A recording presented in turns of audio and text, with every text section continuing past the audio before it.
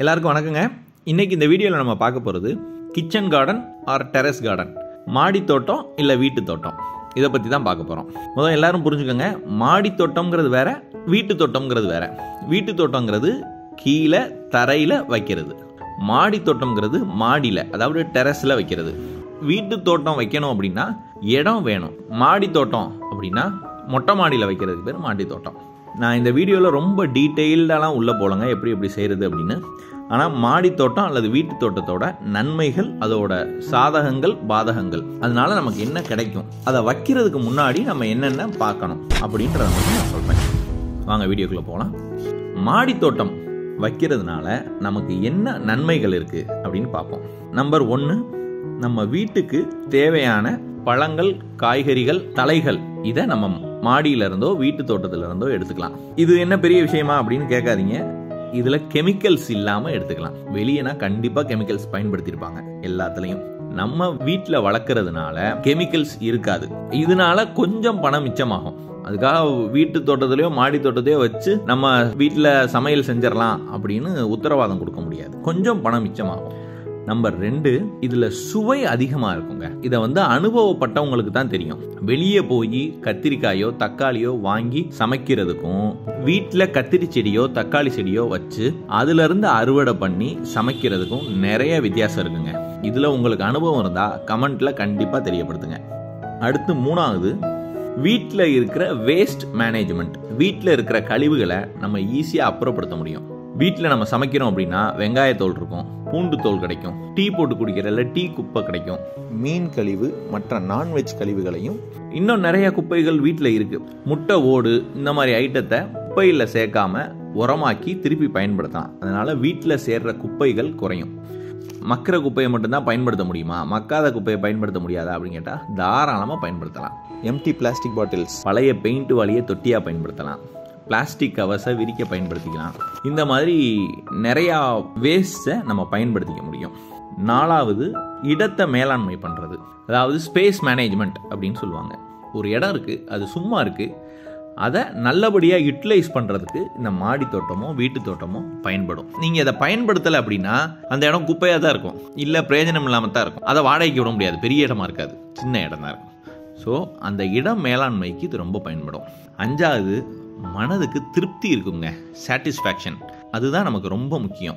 அந்த திருப்தி வேற எதுனாலையும் அதை கொடுக்க முடியாது உங்களுக்கு. அது மட்டும் இல்லாமல் ஒரு நாளைக்கு அரை மணி நேரம் நீங்கள் இந்த மாடி தோட்டத்திலேயோ வீட்டு தோட்டத்திலேயோ செலவு பண்ணிங்கன்னா மன அழுத்தம் குறையும். இயற்கையோட பேசுகிற மாதிரி இருக்கும், உங்களுக்கு ஆறுதலாக இருக்கும். எவ்வளவு கோவத்திலையோ டென்ஷன்லையோ போய் அங்கே உட்காந்திங்கனாலும் ஒரு 10 நிமிஷம் உங்களுக்கு டென்ஷன் ஃப்ரீயாக இருக்கும். 6வது, குழந்தைங்கள என்கேஜ் பண்ணலாங்க. அதாவது நீங்கள் இருக்கையில் குழந்தைங்கள, தம்பி அதை எடுத்துகிட்டு வா, எப்போ அதை எடு, இதை எடு அப்படின்னு குழந்தைங்கள என்கேஜ் பண்ணலாம். ஒரு நாளைக்கு 1/2 hour to 1 hour அவங்கள என்கேஜ் பண்ண முடியும்.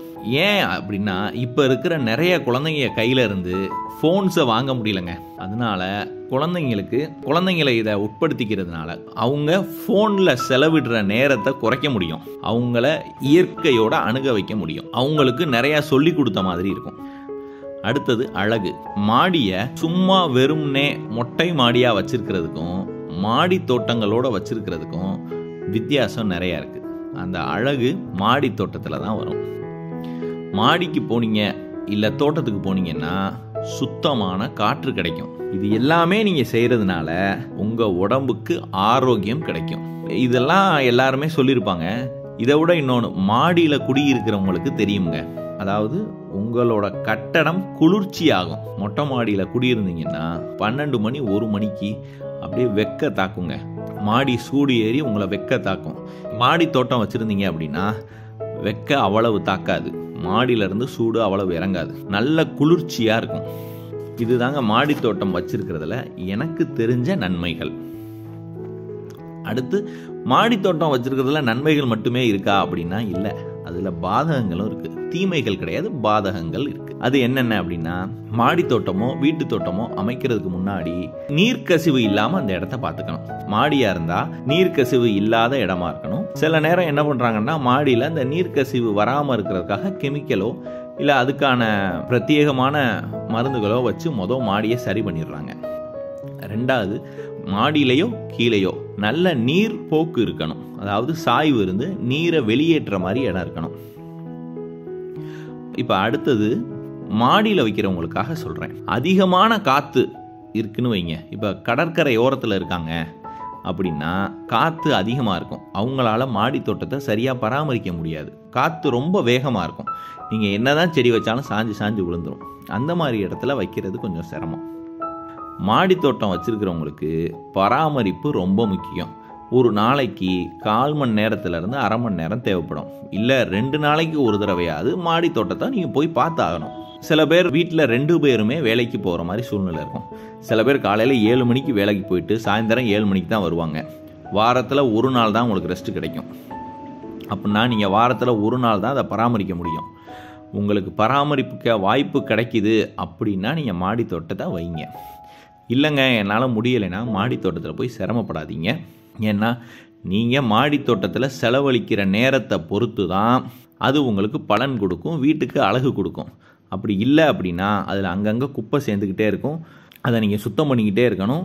மாடி தோட்டத்தில் பராமரிப்பு ரொம்ப முக்கியம். அடுத்து சுத்தமான தண்ணி தேவைப்படும்.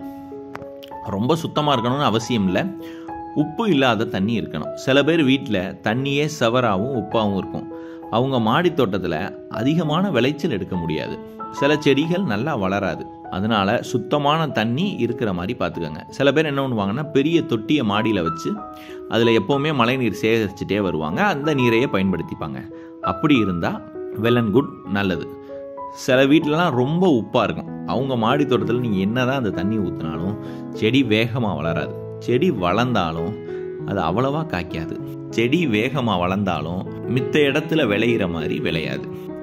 எனக்கு தெரிஞ்ச சாதக பாதகங்களை உங்களுக்கு நான் சொல்லியிருக்கேன். இந்த தகவல்களுக்காக ஏன் நீங்கள் நம்ம சேனலை சப்ஸ்கிரைப் பண்ணக்கூடாது? மறக்காமல் பண்ணுங்கள். அடுத்தடுத்த வீடியோ உங்களுக்காக. அது மட்டும் இல்லாமல் டிஸ்கிரிப்ஷனில் நம்ம நம்பர் கொடுத்துருக்கேன், கண்டிப்பாக வாட்ஸ்அப் பண்ணி உங்கள் சந்தேகங்களை தீர்த்துக்கங்க. வேறு ஏதாவது உங்களுக்கு விமர்சனம் இருந்தாவோ கண்டிப்பாக கமெண்ட்டில் தெரியப்படுத்துங்க. அடுத்த வீடியோவில் உங்களை நான் சந்திக்கிற வரையும் நான் உங்கள் பாபுஜி.